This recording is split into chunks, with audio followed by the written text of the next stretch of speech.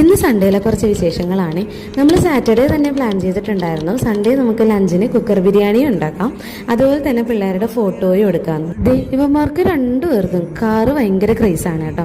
എന്നാൽ പിന്നെ അതൊക്കെ വെച്ചിട്ട് തന്നെ ഒരു ഫോട്ടോ എടുക്കാമെന്ന് നമ്മൾ ഓൾറെഡി പ്ലാൻ ചെയ്തിട്ടുണ്ടായിരുന്നേ. അങ്ങനെ മേളിൽ പോയി അമ്മയുടെ ടോയ്സിൽ നിന്ന് കാറൊക്കെ എടുത്തുകൊണ്ട് വരികയാണ് കേട്ടോ ഈ കാണുന്നത്. ഇപ്പോൾ ഒരു ഫോട്ടോ എടുക്കൽ പരിപാടി എന്താണെന്ന് വെച്ചാൽ ഈ 22 നമ്മുടെ ചെറുതിൻ്റെ ബർത്ത്ഡേ ആണ് കേട്ടോ. അപ്പോൾ എന്തായാലും ഒന്ന് ഫോട്ടോ എടുക്കണം, നമ്മൾ വീട്ടിൽ തന്നെ എടുക്കാമെന്ന് പ്ലാൻ ചെയ്തിട്ടുണ്ടായിരുന്നു. എന്നാൽ പിന്നെ ഈ കാറിൻ്റെ തീമിൽ തന്നെ ആയിക്കോട്ടെ എന്ന് വിചാരിച്ചു. അതിൻ്റെ ഇടയ്ക്ക് ഇവിടെ ബിരിയാണി റെഡിയാകുന്നുണ്ട് കേട്ടോ.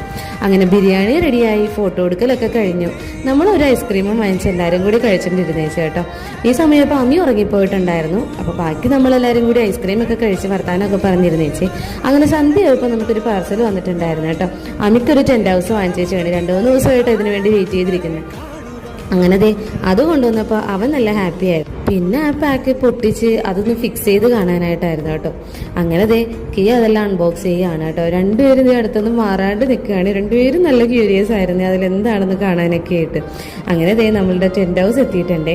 ഇനി നമ്മൾ ഫിക്സ് ചെയ്യണം. ആ സങ്കടമാണ് കേട്ടോ മുഖത്ത് കാണുന്നത്. ഞങ്ങളെല്ലാവരും കൂടി അത് ഫിക്സ് ചെയ്യാനിരിക്കുകയാണ് കേട്ടോ.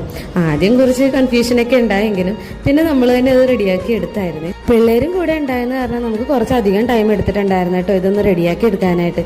കാരണം നമ്മൾ ഓരോന്ന് സോർട്ട് ചെയ്ത് വെക്കും, അതിൽ നിന്ന് അവന്മാർ ഓരോന്ന് എടുത്തുകൊണ്ട് പോകും. പിന്നെ ഓരോന്നൊക്കെ പറഞ്ഞ് നമ്മൾ കൺവിൻസ് ചെയ്ത് അവരെ അവിടെ ഇരുത്തിയിട്ടാണ് കേട്ടോ നമ്മളത് ചെയ്തെടുത്തത്. പക്ഷെ ഹൗസ് റെഡിയായി വന്നപ്പോഴത്തേക്ക് യശു ഉറങ്ങിപ്പോയിട്ടുണ്ടായി കേട്ടോ.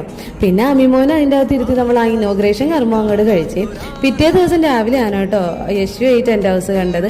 അവൻ നല്ല ഹാപ്പി ആയിരുന്നു. പിന്നെ രണ്ടുപേരും കൂടി അതിൻ്റെ അകത്തിരുന്ന് കളിയായിരുന്നു കേട്ടോ. ഇവന്മാരുടെ സ്ക്രീൻ ടൈം അവോയ്ഡ് ചെയ്യാനാണ് കേട്ടോ നമ്മൾ കൂടുതലും ഇതൊക്കെ ചെയ്യുന്നത്.